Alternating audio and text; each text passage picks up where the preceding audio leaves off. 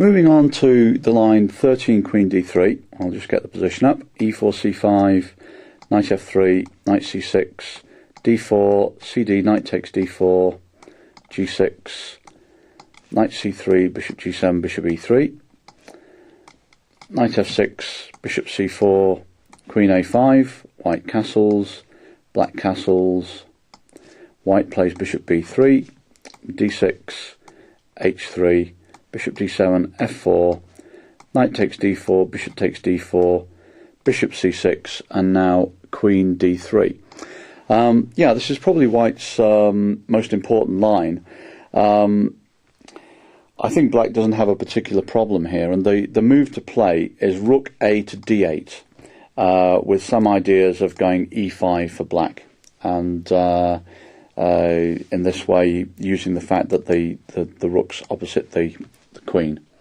White's got several moves here. He's played Rook A D1, which will feature in our main game, but there are alternatives for him. He's also played Knight D5 and even F5, and we'll be looking at these two moves in a minute. Rook A D1, yeah, the main line for Black now is viewed to be Knight D7, and a game between Martin Gonzalez and Belon Lopez from Olot in 1974 went Bishop takes G7, King takes G7, White played King H1, Black went Knight C5, Queen D4 check, E5, Fe, Knight takes B3, very important, Zwischenzug. A takes B3. The knight's attacking the queen, by the way, so there's nothing available for White with moving this pawn on E5. A takes B3. Black now recaptures on E5, and after Queen F2, he can play F5, and Black got a very nice game here. What actually happened was that White played B4, and after Queen takes B4, Rook takes D8, Rook takes D8, E takes F5, Black actually played G5, which has got the idea that after F6 check he can block any thoughts White might have of the attack with King F7. Black's king looks slightly precarious here, but his active pieces would take care of it. Going back to White's Rook A D1, there's a move that I think has been wrongly neglected by theory. It was played in an old game, Shamkovich Osnos, Leningrad 1962. It's just E6, and I think this move makes a lot of sense because Black's taking the sting out of any Knight D5 ideas. He's not allowing White to play F5 without making that awkward as well. And I think E6 is just a really good move. In the game, Shamkovich played G4, after which E5 came even after losing a tempo. I'm not at all convinced that G4 is a useful tempo for White, and in fact it might be quite a bad move to have in the position that now arises. After Bishop E3, Osnos took on F4, and after Rook takes F4, he dropped the knight back to D7, and this knight is coming to C5, or could also have come to E5 perhaps, and Black's got a great game. So I think that E6 would be another very good way for Black to handle a position.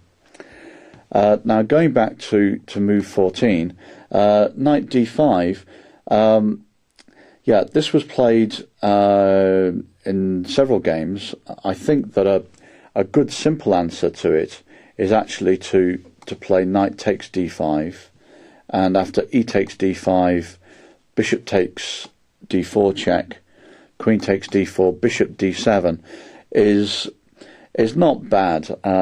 White goes Rook A E1 and Black plays Rook F E8, and now black wants to go queen c5 next with, I think, a reasonable game. Yeah, this took place in a game Klovan against Kapengut, USSR 1965. Another way for black to play the position after knight d5 would be just with rook fe8, and this has got the idea that after white takes on f6, you take with the bishop, bishop takes f6, ef, and now black's got a threat against this e4 pawn. That's also interesting. But the sharpest way to meet knight d5 was seen in a game between Yilmaz and Ivkov from Praia de Rocha, 1978. Black played the move e5 straight away, which is, I think, by far the most challenging continuation. White took the knight on f6. If you were to go back with his bishop, then I think black would be taking on d5. Knight takes f6 check, bishop takes f6, white played bishop c3, and now black went queen c5 check, white went king h1, and black played bishop back to g7. Now, if he'd have gone hunting for the exchange with bishop b5, then probably white gets very good compensation via queen f3, bishop takes f1, rook takes f1, because his bishop on b3 is tremendously strong, and he's got control of the d5 square, and the other bishop is gazing at black's king and along the f, helping white's pressure along the f file. I really wouldn't like to take that exchange myself, and I can understand why Ivkov didn't do it either. But yeah, after he went back after king h1, he went back to g7, and then white played f5. Black again could have considered bishop b5, possibly even d5, but he played the move bishop h6 instead. And after f takes g6, might not be the best, hg, queen g3, black played his king to g7, and really had a pretty solid game. White tried some sack now with this. Rook takes f7, king takes, and went queen h4. But the problem with this is that after rook h8, rook f1 check, king e8, then I don't think white's got anything particularly clear for his sacrifice piece. So that takes care of knight d5. There are several good moves for black. I think knight takes d5 is solid. Rook fe8 is interesting. I haven't seen any games with that move. And also what Ivkov looks pretty good as well. Finally, we come to the move f5, which was used in a game between Janosevic and Foreman, played in 1966. Black did knight d7, which makes perfect sense to bring the knight into contact with the e5 square.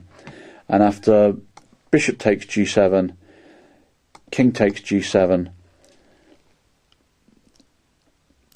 black would just be absolutely fine. He's occupying e5. What white did in the game is he played knight d5, and then black played bishop takes d5, after which bishop takes g7, king takes g7, bishop takes d5 was met by knight f6, and now black doesn't need to worry about bishop takes b7 because of queen b6 check.